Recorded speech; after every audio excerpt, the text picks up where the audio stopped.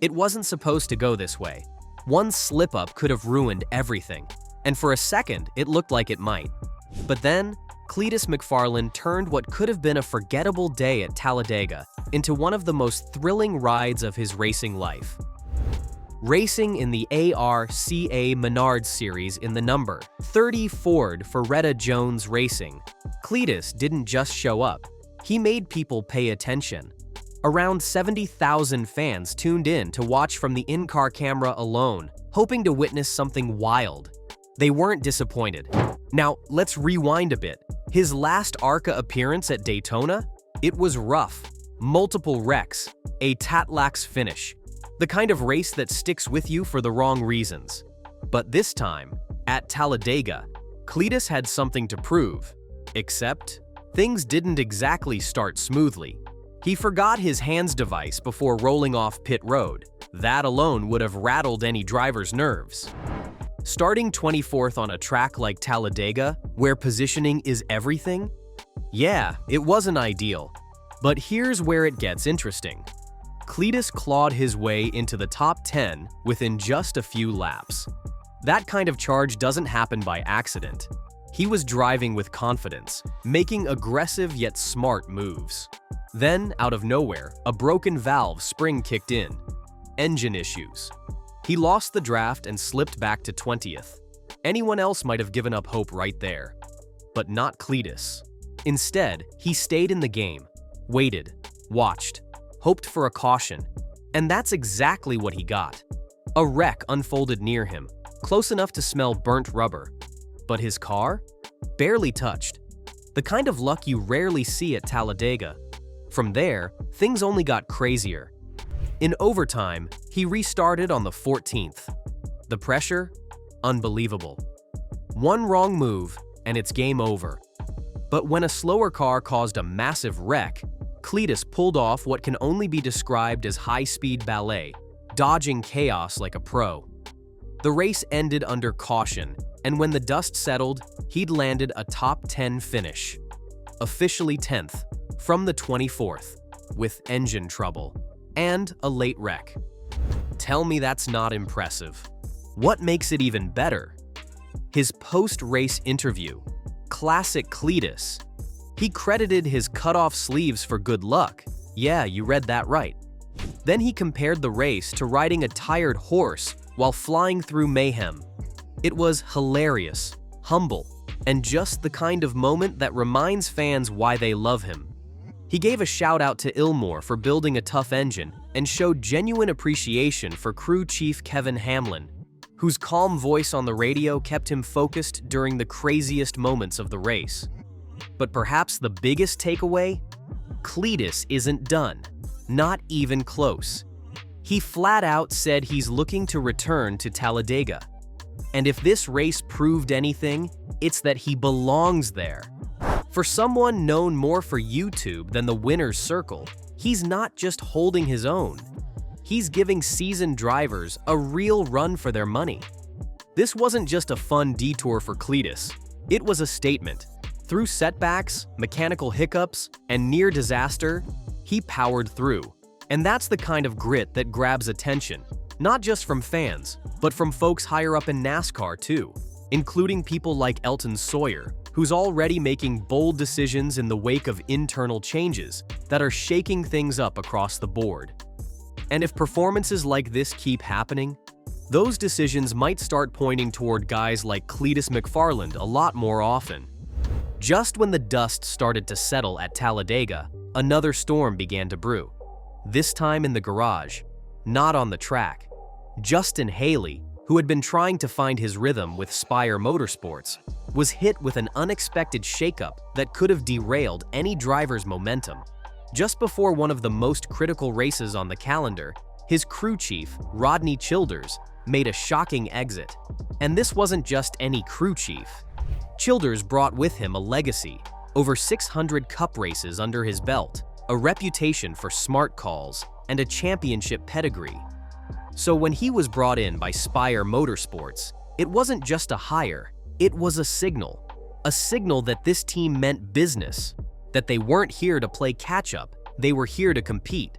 But 9 races in, Things weren't clicking.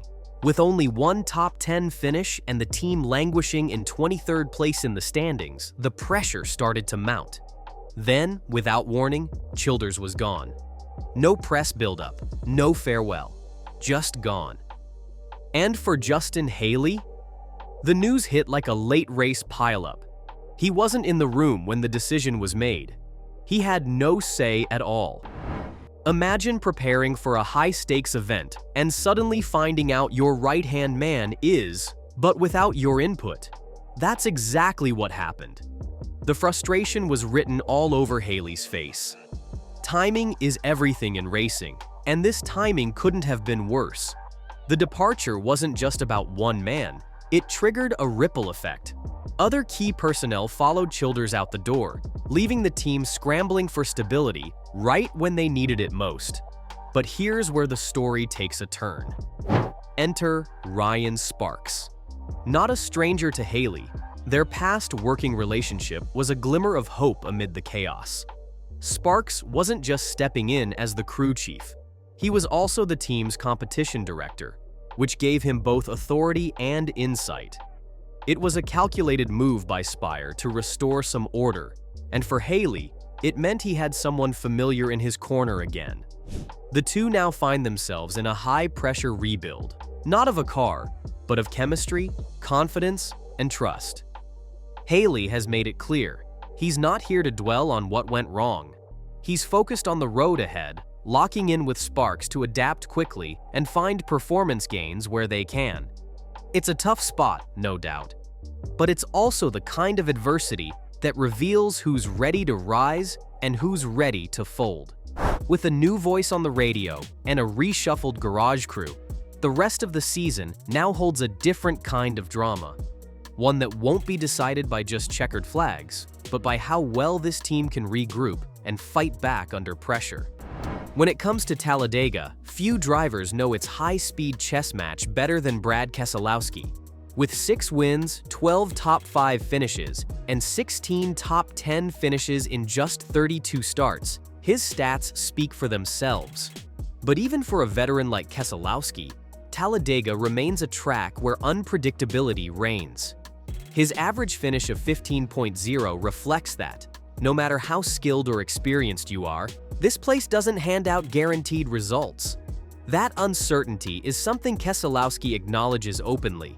He said that today's drivers have far less control over how things play out at superspeedways. Racing here now is more about timing and cooperation than ever before.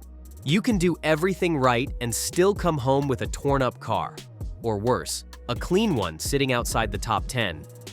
For this year's race, Keselowski qualified 22nd. Ironically, the same spot he started in last spring. That race saw him climb up to 8th by the end of Stage 1, drop back to 23rd in Stage 2, and then surge forward to finish 2nd overall. He pulled off the same result last fall, starting 13th and once again finishing runner-up. It's that kind of consistent near miss that both highlights his skill and the brutal randomness of the race.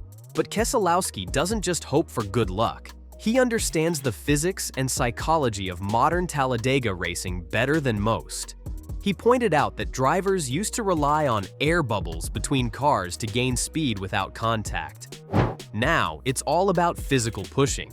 If you're not getting a shove from the guy behind you, you're not going anywhere. That's where strategy becomes critical. According to Keselowski, drivers running in spots 3 through 6 behind the leader have the real power.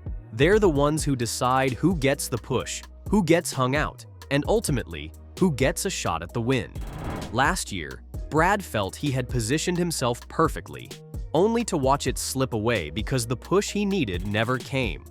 It's a frustrating reality, one that leaves even a seasoned pro feeling helpless at times. Still, Keselowski's mindset is as clear as ever. He approaches every Talladega race knowing there's a 50% chance he'll end up in a wreck. The real win isn't just surviving, it's thriving amid chaos. Finishing outside the top 10 with a clean car? That's worse than crashing. To him, true success is turning that clean race into a top-tier finish. and few understand how to do that better than he does. Let us know what you think in the comments below, and don't forget to hit that subscribe button for more updates and insights from the world of NASCAR.